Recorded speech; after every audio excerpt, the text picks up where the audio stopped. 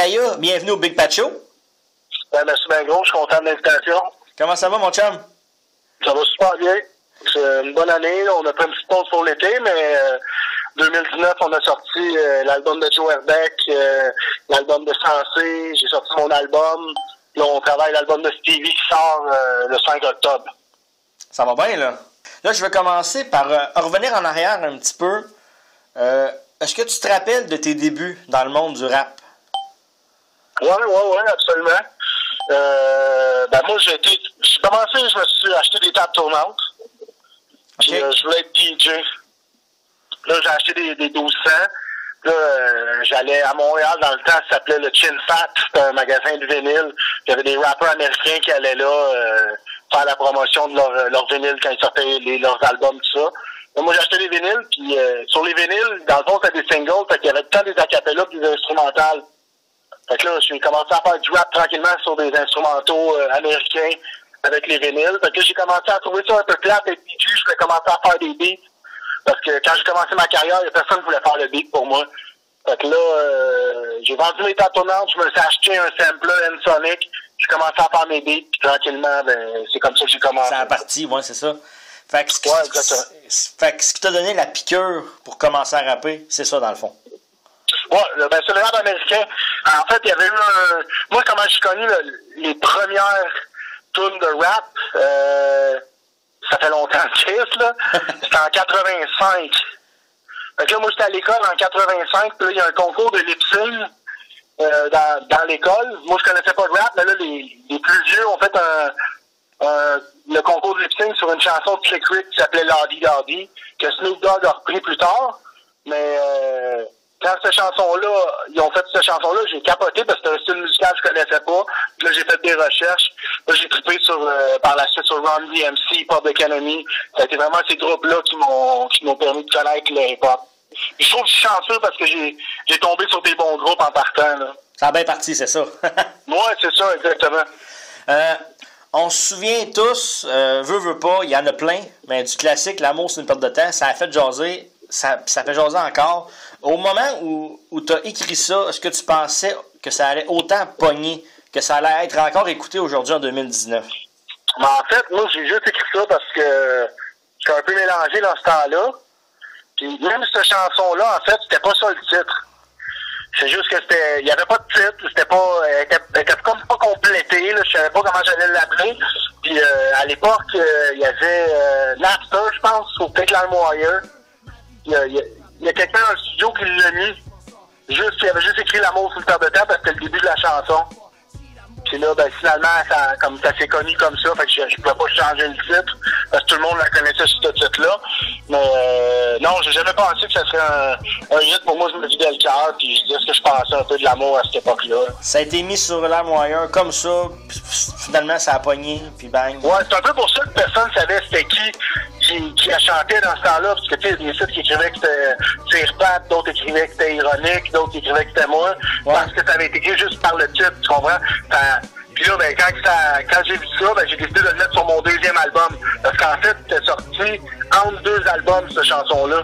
Okay. Mais là, comme tout le monde était un peu fucké, je dis bon, ben, je vais la mettre sur mon album, le monde va savoir que c'est moi vraiment, là. Ben oui, c'est ça que j'ai fait. Mais sauf qu'elle a fait beaucoup de bruit avant mon deuxième album, cette chanson-là. Parce qu'en réalité, elle est sortie en 2005, puis mon album est sorti en 2007. Ok, ouais, c'est ça. C'est quoi le plus beau souvenir que tu gardes de ces premières années-là? C'est pas le plus beau, mais c'est un souvenir super important. Parce que moi, dans le fond, quand j'ai commencé à faire du rap, c'était pour le plaisir, mais tranquillement, j'ai vu que le monde aimait ça. Ça m'a permis de sortir de la merde. Je me trouvais bien dans la merde. Moi, je vendais un peu de dope au métro Longueuil, puis j'étais entouré un peu de gars spécial qui m'amenaient dans le groupe pas mal, tu sais. Puis la seule façon que j'ai réussi à m'en sortir, c'est en écrivant mes tunes, mais ça, c'était pas assez. Mais quand j'ai fait un show à Trois-Rivières, dans le temps, il y avait le Maquisard, qui était une grosse salle de spectacle. J'ai fait un show là, puis dans le temps, c'était la chanson Front, l'original. C'était peut-être en 2002, c'était avant l'amour sur une paire de temps. Okay. Là, tout le monde connaissait les paroles de cette chanson-là. Donc, pour moi, là, quand on a fait cette chanson-là, c'est le même feeling que si je volais un dépanneur. Dans le sens où Tu sais, sauf qu'il n'y a pas de côté négatif. Tu sais, tu fais un mauvais coup, là, t'as l'adrénaline, t'es comme, t'es sur le coup, là. C'est sûr qu'après ça, t'as la réflexion, la morale, tu te sens mal, tu te dis, j'aurais pas dû faire ça. Fait que c'était le même feeling que j'ai eu, sauf que quand je suis parti chez nous de mon bord, ben, j'avais pas de remords, j'avais pas de problème de conscience, parce que c'était fou, c'était le fun ce que j'avais fait. Fait que c'est à ce moment-là que j'ai commencé un peu à lâcher le monde où je faisais plus de mal pour me concentrer sur la musique. C'est vraiment en 2003, à peu près 2004, j'ai commencé. En 2004, j'ai sorti mon premier album. Puis, qu'est-ce qui fait la longévité d'un rappeur? Je ne sais pas. Ben, tu sais, parce que je vois qu'il... Tu sais, il n'y en a pas beaucoup qui étaient là quand moi j'ai commencé, là. Peut-être sans pression, sympathétique. Ils sont encore là aujourd'hui. Ouais, c'est ça. Il n'y a pas beaucoup de monde qui sont restés, mais tu sais, faut vraiment que tu aimes ça, là, parce que c'est des montagnes russes. Là. Je veux dire, si tu t'attends d'être riche avec ça, c'est sûr qu'il y a des bouts de payants, il y a des bouts que t'es dans la merde, mais c'est pas évident, là. C'est pas évident, le rap. Faut vraiment que tu aimes ça. Pour ma part, ben, c'est que je me concentre pas juste sur mes affaires. J'ai du monde autour que j'essaie de pousser. Comme je dis, j'ai sorti l'album à Santé, l'album à Joe Herbert.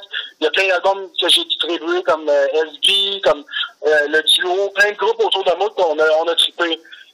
Depuis 2002, ben, j'ai sorti des compilations, j'ai aidé des projets pour les jeunes.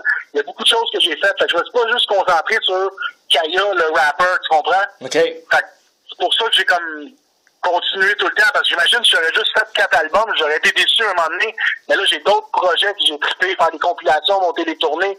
Et j'organise des événements aussi. Fait que c'est un peu, je touche à plein de choses. Fait que tu t'amuses en masse. De jamais m'ennuyer. Tu sais, si je suis tanné d'écrire, ben, je dis, ben, je vais monter un show. Si je suis tanné de faire des shows, je dis, ben, on pourrait sortir l'album à un tel, tu sais. Ça fait que tu t'amuses en masse. Mais, ouais, j'ai du fun, vraiment, là. Entre 2010, 2018, 2019, il y a eu une pause là-dedans. Est-ce que... en fait, il y a eu une pause. Il y a eu une pause d'album pour moi, d'album solo. Oui, c'est ça. Parce que j'avais sorti mon dernier album en 2010. Là, je l'ai sorti en 2019. Mais par contre, j'ai sorti, comme j'ai dit, tu sais... T'as fait plein de projets, là. Le premier album à Stevie, j'ai sorti une compilation Longue Zone, on exporte le secteur. J'ai sorti l'album à Sensé, l'album à Joe Herbeck. C'est pour ça que je dis, tu sais, comme j'ai travaillé d'autres projets, j'ai sorti des vidéoclips à travers ça. Mais j'avais pas la motivation de sortir un album jusqu'à l'année passée. Mais c'est pour ça que j'ai pas sorti d'album, tu sais. Sentais-tu le besoin de prendre du recul? Ben, oui, peut-être, probablement. Je n'ai pas pensé à ça vraiment, mais tu as raison dans le sens où j'avais l'impression d'avoir fait le tour. J'avais plus vraiment de sujet que j'avais pas touché. Là, ben, c'est sûr qu'en disant, j'ai vécu des nouvelles affaires, fait que je parle de nouveaux trucs dans mon album. Puis je suis rendu à 5 enfants, j'en ai un qui est ado, j'ai des bébés, fait qu'il y a beaucoup de choses que je vis à travers ça. Fait que oui, probablement que j'avais besoin de faire un recul. Quand tu es revenu justement là, cette année, est-ce que y avait-tu comme une pression pour toi? Est-ce que tu sentais que... Non, j'avais pas de pression. Dans le sens où moi, j'ai tout le temps fait la musique pour moi et pour le monde qui me suive. Je fais pas ça pour les médias, je fais pas ça pour que ça pogne, je fais pas ça pour... je le fais pour le monde que j'aime et ceux qui se sentent concernés par ma musique. OK. Fait que comme j'ai jamais arrêté de faire des shows, mais tu sais, il y a tout le temps 200-300 personnes qui me suivent dans les shows. Fait que eux autres savaient que je suis encore là, puis ils s'attendaient à un produit qui me ressemblait, parce que je continue à faire des shows. Fait que je me suis pas... je me mets pas trop de pression, tu sais. Okay. Je fais ce que j'aime. J'essaie pas de... Moi, j'ai un style musical précis que j'aime, que je suis. J'essaie pas de me mettre de pression, d'essayer un paquet de nouvelles choses qui m'intéressent pas, tu sais. C'est certain que j'écoute le nouveau son, tout ce qui est new school. Il y a certaines affaires que j'aime. Fait que j'en ai mis un track sur un beat plus new school, mais c'est pas ce que je préfère. C'est pour ça que je reste fidèle à moi-même.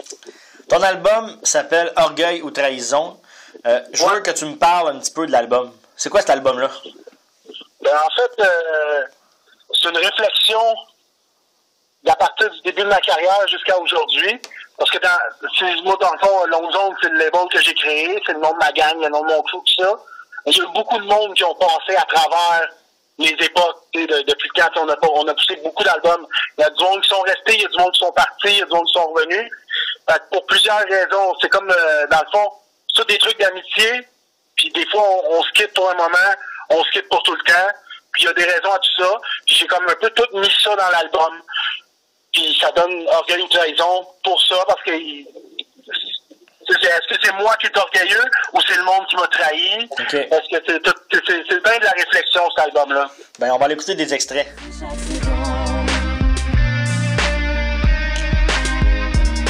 Les choses changent, on se déteste, on se parle plus, plein d'envie. C'est étrange, mais déteste, j'en ai vu plein d'envie. On croit connaître son entourage, ça fait mal, ça décourage de s'en remettre, de l'accepter. En vérité, c'est tout un ouvrage. Je l'écris, je l'ai crié, le faux respect fait briller, je le décris, je t'ai crissé, on fuck le reste pour des billets. On détourne, on ne seront plus les mêmes. Tu deviendras mienne et tout redeviendra reine. Ce qu'elle veut, elle l'a, viens ici belle là. Des fois on joue, mais pas avec celle-là. Elle peut rendre fou, n'importe quel gars crie la houe. Mais rappelle même pas dangereuse, te fait bouillir. Des fois vicieuse pour obtenir, te saisir, te concentrer. Tourne le pattern, on retourne en même place. C'est l'ambiance qu'on connaît, on veut toute la même place. L'école, c'est l'échec, tout ce qu'on veut, c'est des chèques. Le cash qui rend facile ou on te met en échec. Flashback, ça va mal dans un monde présent. Pourquoi t'as choisi Pour le meilleur et pour le pire comme premier single? Parce qu'elle est vraiment bonne, là. Ben parce que c'est pour le meilleur et pour le pire, c'est ce que je vis depuis longtemps. Comme je dis, je suis marié, j'ai 5 enfants, je suis rendu là dans ma vie. C'est important que je monte en partant au monde où ce que j'étais rendu dans ma vie pour pouvoir présenter l'album, pour que tu comprennes pourquoi je pense comme ça aujourd'hui. C'est ma situation de vie qui fait que je pense d'une telle façon. Puis sur cet album-là, c'est quelle chanson qui est la plus personnelle pour toi? C'est celle-là ou il y en a un autre? En fait, pas mal toutes les chansons sont très personnelles. Moi, je suis un gars qui rappe beaucoup du cœur. Oui, ça c'est vrai. Des fois, c'est les tripes qui parlent plus. Fait que je dirais qu'il y a 3-4 chansons qui sont moins du cœur, que c'est plus les tripes qui sortent, l'agressivité, la violence, tout ça. Moi, j'essaie de canaliser ça, puis je mets ça dans des chansons. Il y en a 3-4 qui sont comme ça, puis je suis clair de ces chansons-là aussi. Ma chanson la plus personnelle, pour moi, je pense que c'est la chanson Orgueil ou Trahison, justement, le titre de l'album. Le titre de l'album, ouais. C'est le prochain vidéoclip que je vais sortir. Je le tourne justement lundi, je tourne ce vidéoclip-là. Merveilleux, ça.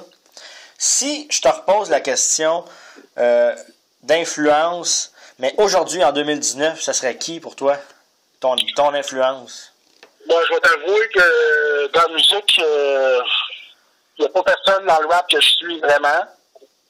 Pas mal varié. J'ai pas d'influence d'artiste rap, là. J'aime beaucoup la musique pop des années 80-90.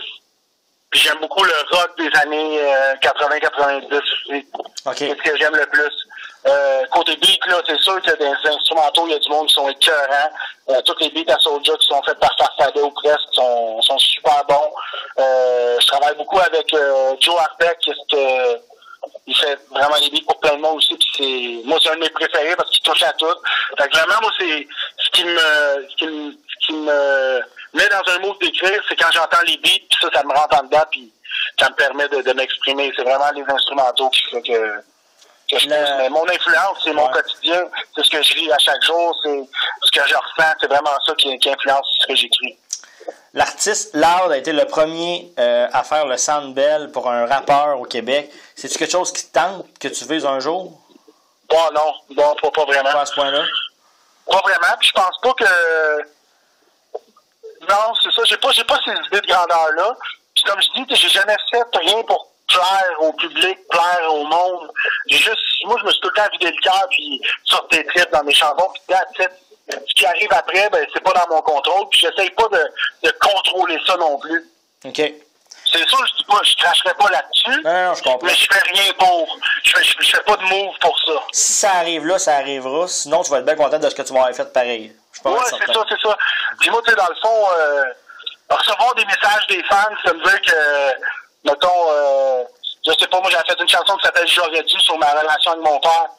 Ben, de recevoir du monde qui m'écrive, hey, ça m'a beaucoup aidé dans ma relation. Pour moi, ça, c'est plus important que d'en faire d'aller faire lever des bras dans les airs d'un show. Non, c'est ça. Là, on jase. Tu rêverais de faire une grosse collaboration dans le monde du rap au Québec avec qui? Ben, Mettons, je sais pas, un choix avec un rappeur au Québec, avec qui tu voudrais faire c'est une ça, collaboration? je trouve que j'ai fait le tour. J'ai fait le tour parce que moi, c'est tout le temps des questions d'affinité. Ouais, c'est ça. Je fais des tracks avec du monde avec qui je m'entends, qu'on a un peu la même vision sur tel et tel sujet. Puis tu sais, comme les nouveaux, il y en a beaucoup des bons, mais je sais pas comment ils sont, je sais pas comment ils pensent, je sais pas, tu sais, je les connais pas vraiment. Mais Soulja, que je book de plus en plus, là, je l'ai booké souvent, Soulja.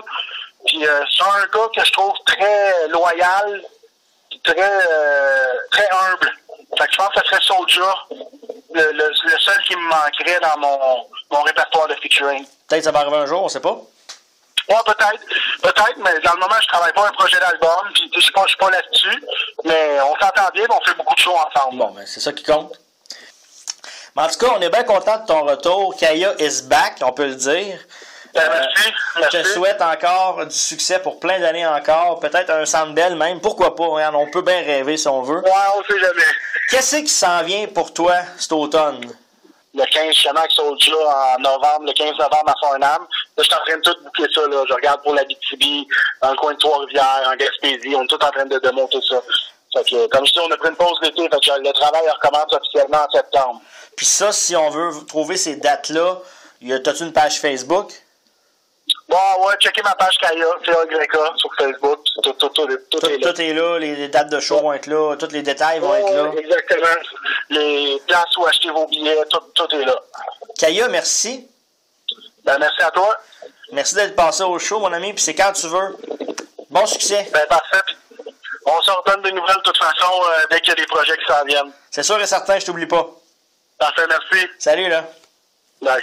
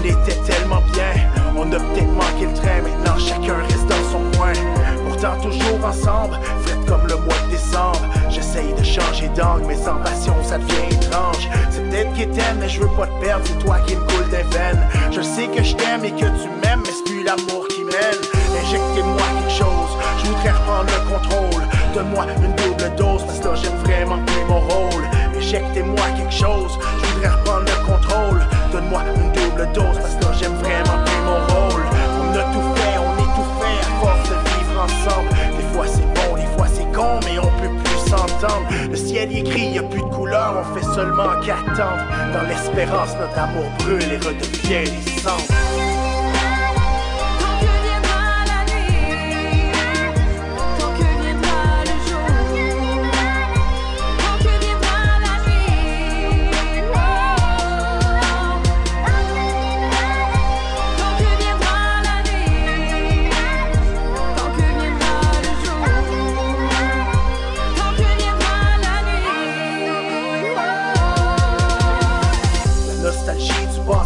Et la tristesse du présent. Des fois je me sens dépassé, la charge est lourde et pesant. On lève le ton pour rien, on marche même sur des œufs. Parfois y a plus de respect, le courant passe mal entre nous deux. C'est difficile à dire, mais encore plus à faire. Je m'ennuie de tes fesses, je m'ennuie de ma femme, puis là je vois juste la mer. Chacun joue bien son rôle, les tâches sont définies. Je me sens même sous l'hypnose parce que moi je t'aime à l'infini. Des fois je te fais du mal, des fois je voudrais m'en faire. Des fois tu me fais du mal, ça bouille en dedans pis c'est l'enfer. Si je fais le 1000 de plus, c'est que je tiens à toi toujours. Même épuisé, je suis encore là, il doit rester de l'amour. On a tout fait, on est tout fait à force de vivre ensemble. Des fois c'est bon, des fois c'est